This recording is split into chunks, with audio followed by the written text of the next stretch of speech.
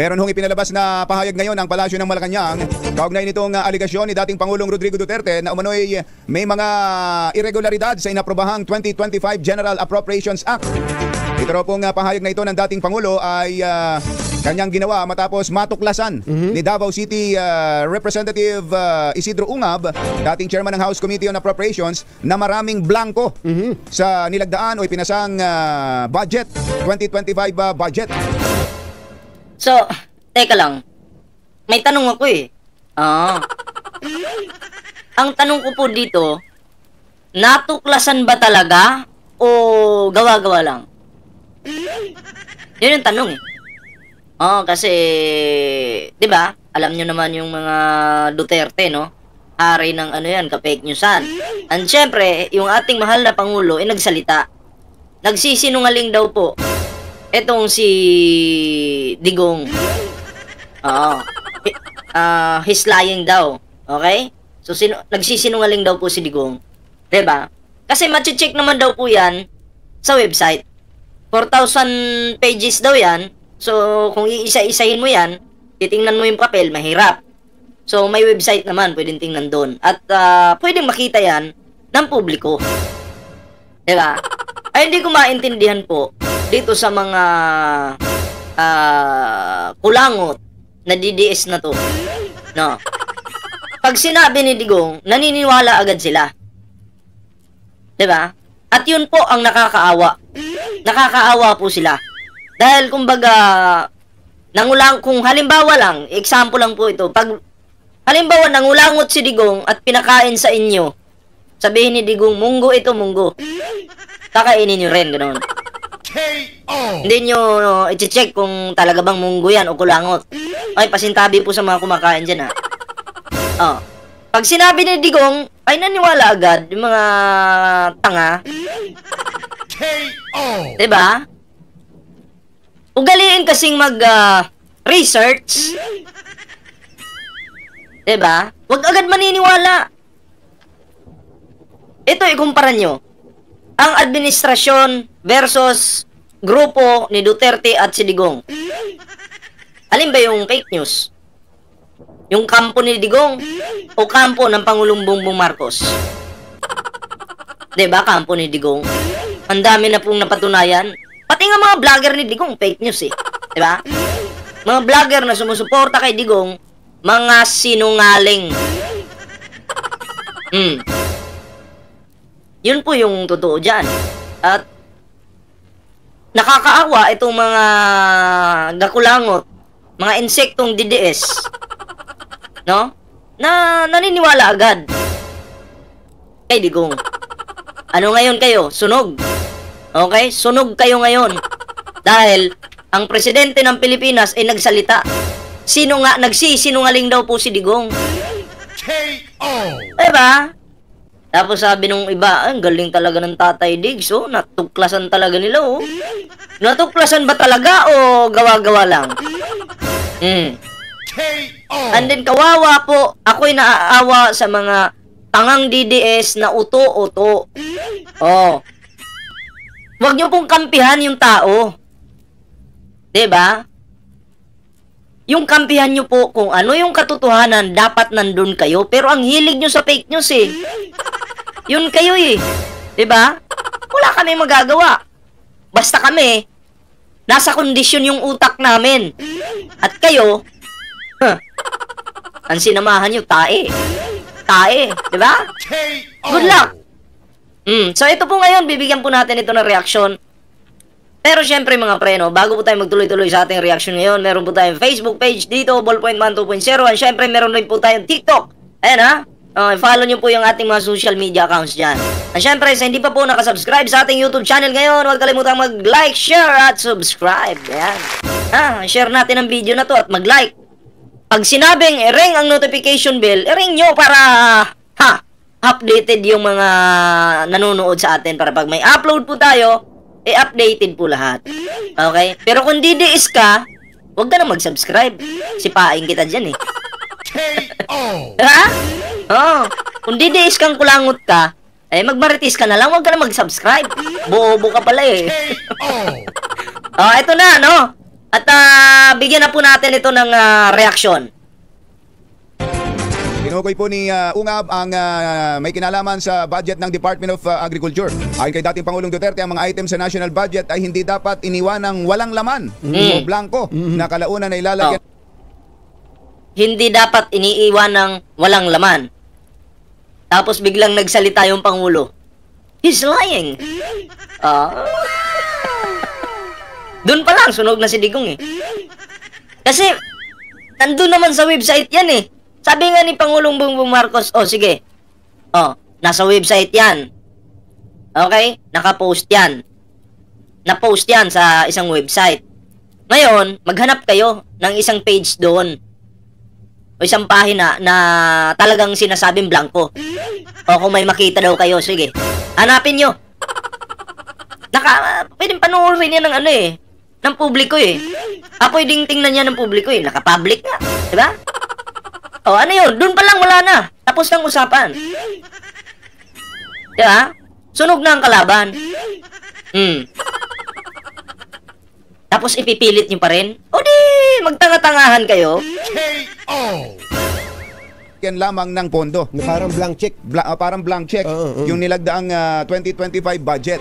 Eto po, may pahayag po, may statement. Ngayon lang, mainit-init pa. Mainit-init pa ho. Ngayon lang ay nagpalabas po na si Executive Secretary Lucas Bersami ng statement. At eto po ang binabanggit. Some quarters, including a former president, have maliciously peddled fake news. So, fake news daw yun. About President Marcos having signed the Diba? Pag sabi ko sa inyo, pagtatak Duterte, fake news. Diba? Yung problema eh, habang tumatanda, nagiging tanga-tanga na eh. Gustong lukuhin yung mga Pilipino. Diba? Ganun yun. Akalain mo, eto hindi pa nga siya president, eto normal na lang siyang ngayon. Kumbaga, digong lang to, digong. Inoong presidente siya ng Pilipinas. Ngayon nga, na isang normal lang na Pilipino si Digong, ginagawang siraan yung administrasyon, nagagawang mag-fake news. Paano pa kaya nung presidente siya? Paano pa kaya? Yung sinasabi niyang I hate drugs? Naniniwala kayo doon? Baka I love drugs. K.O. Baka you love drugs. Diba? Hindi mo hate yung droga, Digong. Protector ka nga eh. K.O. Diyan palang binibilog mo yung mga isipan ng mga Pilipino. At ako'y naniniwala po, karamihan sa mga Pilipino ngayon, gising na. Gising na. Iilan na lang po yung talagang delay po yung utak nila. Delay po talaga, no? Hindi natin sila masisisi kasi ganun po sila pinanganak. Delay yung kanilang utak. Kaya magpasa hanggang ngayon, uto-uto pa rin sila. Wala tayong magagawa. Kami, at least, utak namin matino. Pag sinabing DDS, delay po yung utak niyan. Pag sinabing Digong supporter DDS, delay po ang utak niyan. Kasama na sila bayad bay. Yung mga bayaderos, mga delay po yung utak niyan. Diba? Noon nga grabe bumanat yan kay Kibulok pero ngayon, napakain lang ng dog food, biglang umamo. Pasensya na nasingit ko yung kulto. Tuloy natin. 2025 GIA with certain parts of the enactment purposely left blank. Yun nga daw po yun, yung iniwang mga blanco. The peddling of such fake news, ang pagpapakalat ng peking balita, is outrightly malicious. Ay tuwirang malisyoso. And should be condemned as criminal. At dapat tuligsain bilang kriminal. No. Sabi pa nga ni Digong, ito, blanco yung papel. Impeachable to. Dapat mag-rally daw tayo, sabi nung kampo ni Digong. Pag nag-rally daw tayo sa Liwasang Bonifacio, yan daw dapat yung i-rally natin. Gagamitin pa tayo sa kanilang ka-fake newsan? Gagamitin pa po tayo? Tanga-tanga na kayo Pati kami na nasa katinuan, yung pag-iisip, gagamitin nyo? Wag naman masyadong makapalimuka. Diba? nagrarally kami para ipa-impeach itong vice presidente na to na mandarambong, di umano. Yan yung purpose ng rally namin.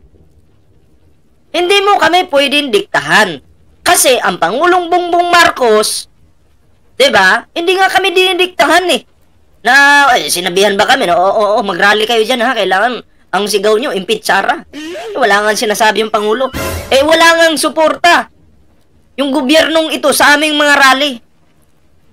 Kami lang, 'di ba? Kami lang gusto naming ma-impeach si Sara. Ganun lang. Kung tutuusin, pabor na pabor po sa Pangulo yung ginagawa namin, pero hindi po kami sinusuportahan. Diba? Kasi yung Pangulo natin, ayaw makialam sa mga ganun. Karapatan naman natin mag-rally or isigaw ang impeachment laban dito kay Sara Duterte. No? Karapatan natin yun. Pero pabor yun sa Pangulo. Pero, tingnan mo, walang suporta yung Pangulo sa aming mga rally. Okay sa amin yun. Bakit? Para hindi sabihin, para hindi masisi yung Pangulo, ganun. At least yung Pangulo natin, ginagawa niya yung trabaho niya. Kasi hindi po nakapokus yung Pangulo talaga sa mga impeach na yan. Hindi. 'Di ba? Ang gusto ng Pangulo, umunlad yung ating bansa paunti-unti. At paunti-unting magkaroon ng trabaho yung mga Pilipino. Yun po yun eh. Kasi kung pupukusan po ng Pangulo yung impeachment, madidistract po siya. Yung trabaho niya, imbis na pinupukusan yun, medyo mahahati po yung atensyon. Ganun yun. No page. Ito yung paliwanag niya. Ito na po. Walang pahina Of the 2025 national budget sa budget ng General Appropriations Act of 2025 was left unturned na hindi nabuklat before the President signed it into law. bago ito lagdaan ng Pangulo bilang batas. All 4,057 pages Lahat ng 4,057 pahina of its two thick Ang volumes dami nun, pero tingnan natin. na makapal na mga dalawang volume na nito were exhaustively reviewed ay masinsinang nirepaso by hundreds of professional ng staff daan-daang mga professional na mga tauhan from Congress Mula and sa Department Kongreso of Budget and Management. at DBM. It is impossible for any funding items to be left blank. Napaka-imposible para sa alinmang mga gastusin na iwanang blanco. As alleged by misinformed and malicious sources. Gaya ng ibinibintang ng misinformed at malisyosong nag-aakusa. Ayun. Yun ang bahagi ng naging statement ni Executive Secretary. Anong sa inyo mga DDS? May ibinalita po kasi ito ng GMA. Tapos sabi ng mga nag-comment ng mga DDS, salamat GMA dahil nagbalita rin kayo ng tama. Anong tingin niyo sa GMA? Fake news? Siyempre, issue, binabalita lang nila. Tapos ang tingin nila sa GMA, first time lang magbalita ng tama. Ngayon, supalpal kayo. May ebidensya naman. May hamon pa nga sa inyo yung Pangulong Bongbong Marcos. Yung mga nagre-reklamo dyan, isa-isahin nyo na ba? Simulan nyo na. 4,000 plus yun eh. Na pahina. Aba, kumuha kayo ng kape, o di kaya kumuha kayo ng bato kasi mga bangag naman kayo, para hindi kayo antukin sa next page nyo dyan. Hanapin nyo kung may blanco nga ba. Mga addict naman kayo eh. Magagawa natin. Kumuha na kayo ng bato. Gayahin niyo si Digong. Tingnan mo nga si Digong eh. Anong sabi ni Panelo doon sa isang interview? Tulog pa si Digong ngayon. Gising yan sa gabi. 7:00 na ng umaga natutulog yan. Gising sa gabi? Bakit? Nakakain ba ng pinagbabawal na pulburon? Kaya hindi makatulog? Bakit gising sa gabi? Yun ang tanong. Si Panelo po yung may sabi niya na. alam, bakit gising sa gabi? Kayo, ano sa tingin nyo? Baka masarap yung bato. Kaya ang hamon ko dito sa mga tangang DDS, magbato rin kayo. Gayahin nyo yung amon nyo. Gano'n naman kayo, mga bangag kayo eh. Diba? Magbato rin kayo. Ganon. Kainin nyo. KO! Diba? Kainin nyo yung bato. Para pag nagbuklat-buklat kayo ng mga pahina dyan, na maghahanap kayo ng blanco, kung may blanco ba kayong makita, at least di kayo antukin. Diba? Lucas Bersamin, kaugnay po nitong pinakabagong aligasyon mula sa dating Pangulo na yun daw pong nilagdaang budget, 2025 budget, ay may mga blanco. Katunayan daw nito, kumbachero, ay madali daw pong malamang fake news yung inilabas ng grupo ng dating Pangulo dahil kahit sino daw, kumbachero, kahit sino, you and me, and anyone out there, anyone who conducts the same rigorous examination of the 2025 national budget, sino which the public can view on the DBM website. Ayan na, pwede ko po kayong pwede nyo pong i-check yan sa DBM website. Nandun po lahat yan. So, pagpunta nyo ng DBM website, ang gawin nyo, maghanap kayo ng blanco doon. Sabi ko nga, mahaba-haba yun, 4,000 pages yun, 4,000 plus. So, magbato kayo. Kasi, marami naman yung amon nyo na bato. O, manghingi kayo doon. KO! Bakit? Masama ba yung sinabi ko? Gawain nyo naman eh. KO! Huwag na kayo magbulag-bulagan. Kayo yung mga bangag. KO! Diba? Tuloy natin. Ito daw po pwedeng tingnan yan. At ng publiko pwedeng tingnan yan sa website ng DBM. Doon daw po makikita nilang walang blank. Hamon na yan sa inyo ha. O maghanap kayo ng blanco dali. Alin ngayon yung legit? Yung nasa DBM website o yung hawak ni Digong na may blanco? Tapos, sinakyan pa ni Vic Rodriguez.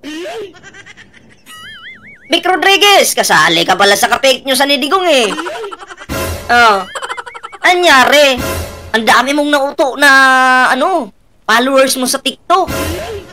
Grabe yung mga banat mo dun, Kala mo makatotohanan lahat, Yung pala, kasinungalingan lahat. So,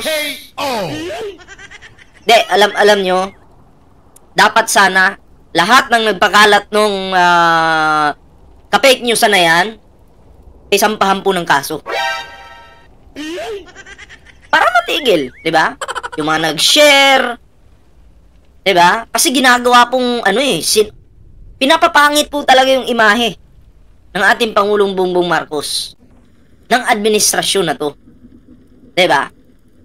Kasi yung kalaban po, ay atat nang makabalik sa Malacanang. Di ba? So, yun, tuloy natin. Ang blank appropriations. Ayun, nako. The former president and his cohorts. Ang dating Pangulo at ang kanyang mga kasapakat. Ang pangit pala ng cohorts, Kasapakat? Grabe, no? Parang mga notorious kagad ang dating, should know better. Dapat mas alam nila that the GAA could not contain blank items. Na ang General Appropriations Act ay hindi maaring magtaglay ng mga blankong parte. Dapat naman, kung totoo lahat ng sinabing ito ng Executive Secretary, maigi nga na yung mga nagbubulong sa dating Pangulo, tingnan, nasa website nga naman to ng DBM. Congressman Ungab. Baka nyo naman, para naman hindi nagmumukhang para hindi magmukhang tanga yung mga DDS. Sa totoo lang, dahil sa issue po na yan, ang dami pong nagmukhang tanga. KO! Sino? Lalo, mangunguna dyan si Digong, Vic Rodriguez, at yung iba pa na mga kampon niya.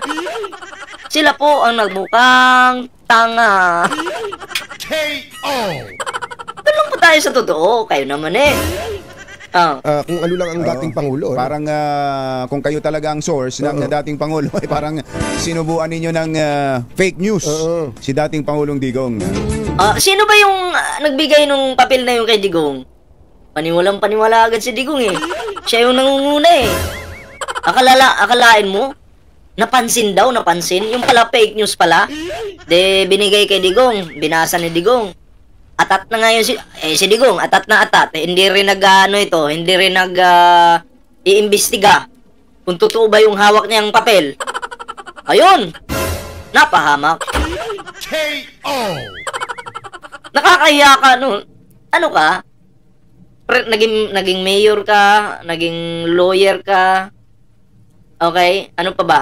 Naging vice mayor ba si Digong? Naging vice mayor ba? O basta lahat na nasa sayo na tapos bigla kang mapapahiya ng dahil lang sa issue na to.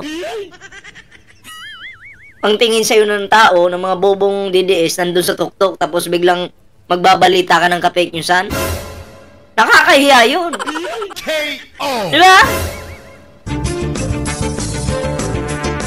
Ako naman. Ako na ba? Samantala, iya. Nagsagawa ng 2 araw na bilateral... Ito, yun na pala yung video, no? Sa tingin nyo, sino ba yung tagilid ngayon? Sa issue na yan? Yung siniraan ba o yung nanira? Tanungin ko kayo. Sino ang tagilid ngayon sa issue na to? Yung siniraan ba o yung nanira? KO! Diba? Kahit DDS, ayaw sagutin yan. Oo, kasi sila ang mapapahiya. Grabe sila bumanat sa Pangulo. Sabi na, tingnan mo, blanco yung papel na, nakawin yung budget. Oo, wala pang ginagawa, na nakawin na. Hindi nga totoo yung hawak ni Digong, paniwalang-paniwala na kayo. Sino yung napahiya ngayon? KO! Diba kayo? Nga. KO! Sa Bisaya pa, Merese. Kaya lang po muna. Ayan, yun lang po muna yung ating video ngayon mga pre. Pero syempre, bago po tayo magtapos sa ating video ngayon, meron po tayong Facebook page dito. Yan, Ballpoint Man 2.0. Huwag niyo pong kalimutang i-follow yung ating Facebook page. And syempre, meron din po tayong TikTok. Ayan na, sa hindi pa po nakasubscribe sa ating YouTube channel, huwag kalimutang mag-like, share, at subscribe. Ayan na, share po natin itong video na to. Dahil mahalaga po ito na may kalat po sa mga Pilipino para maiwasan po natin yung fake newsan. Okay? At labanan po natin yung fake news. Ha? Oo. Akala ko pamilyang tae lang. Ang pamilya na to pala, naging fake news na rin.